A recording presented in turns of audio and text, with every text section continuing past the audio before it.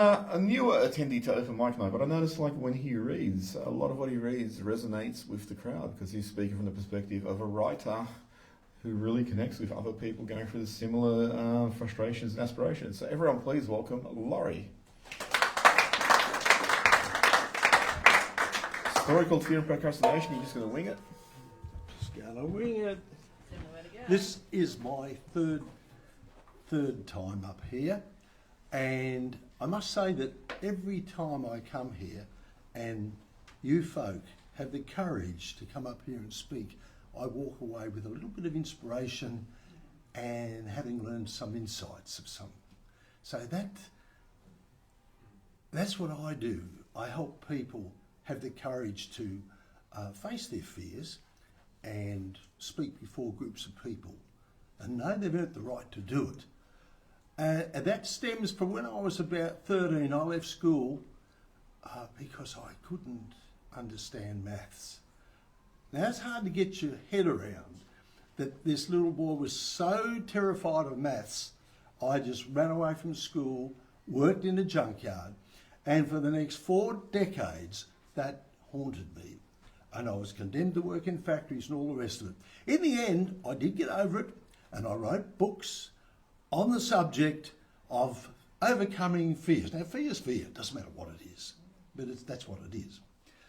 And I ended up being a speaker before groups and helping other people to stand up like I am today and make the most of who you are, because this is all there is of you, really. There ain't no more. So one of my books is Finding Me, Finding You. The other is How to Take the Panic Out of Public Speaking. And the other one is How to Be a Conversational Success. So they're all, you've got to be right first before you can do any of those things. You've got to be okay. Not perfect, but okay. So I come to a dead end. I was humbly, I say, I had a name. I was out there for 4 decades, but I was living in the old world without computers or social media. I didn't get it. It was a terrible fear. So I said, I've missed the boat, and I didn't go there for 20 years. I said, no, I can't do it. Then I met Sue Elson, one of the foremost authorities. She comes here on LinkedIn and changed my life. Now I have my own blog on social media. It's called Laurie Smale's Magic Minute. And they're little snippets of life that uplift and inspire people. Little stories. I'm going to share one of them now to you. Oh yeah, watch out for that. Laurie Smale's Magic Minute. Okay. I have to put a story in 59 seconds. I have to have it a beginning, a middle and an end. It's got to mean something. It's got to not look like I'm rushing it. This one's called Don't Push Your Luck. So there we were, me and my 2 brothers, mushrooming in the back blocks of Seaford about 1960, when we came across this magnificent snake. It was a copperhead, a very deadly snake, but I was mesmerised by the golden glow of its body. And its body was about as thick as my little 9-year-old legs. And then I did something absolutely crazy.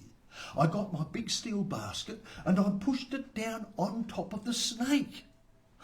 Why did I do that? And the snake didn't like it. It wanted to escape, and it put its tail around my ankle and it started to lever itself out. And I thought, hey, I was picking mushrooms 2 seconds before. Now I'm fighting for my life. And I said, hurry, to my brothers who were off getting a stick. I said, quick, its head's getting out. Then the basket moved, its head got out. I thought, oh my God. But the snake took off into the bracken fern. And don't dice with danger. Don't push your luck. Just leave things be and go on your merry way. That's my philosophy in life. So I'm Laurie Smale. Until my next Magic Minute. So that's how I end. So I want to leave you with a little thought. A little thought is that if you've got something that you're afraid of, something that you haven't got the courage to do. I was 78 9 months ago when Sue got me going. And if I can do it, you can do it. Thank you.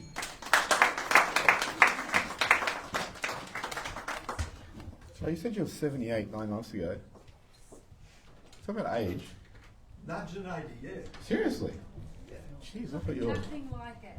No, in energy, I thought you were like 50s. I'm not being facetious for a change. Why people look at me so cynically?